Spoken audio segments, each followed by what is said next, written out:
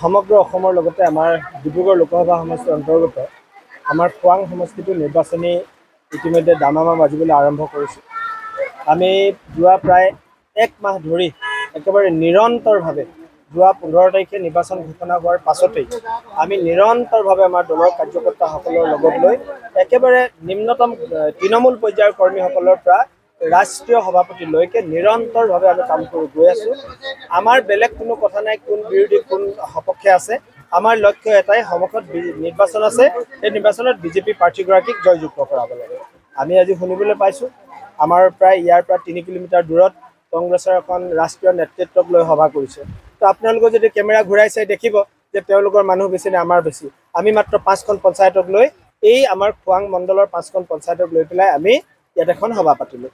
more than 3000 people ইয়াত gathering হৈছে, কিন্তু কংগ্ৰেছৰ সভাত কিমান হ'লতো আপোনালোকে দেখিলে।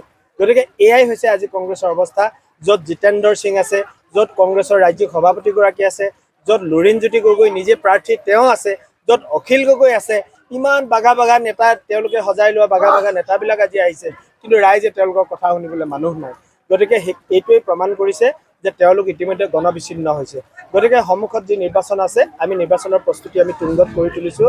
আৰু আপোনালোকে নিশ্চিন্ত থাকক, এইবাৰ ডিব্ৰুগড় লোকসভা সমষ্টিৰ পৰা সৰ্বানন্দ সোণোৱাল ডাঙৰীয়াক ভাৰতীয় জনতা পাৰ্টীৰ কাৰ্যকৰ্তা সমৰ্থক শুভাকাংক্ষী আমি সকলোৱে একত্ৰিত হৈ 5 লাখ ভোটৰ ব্যৱধানত আমি তেখেতক জয়যুক্ত কৰাম।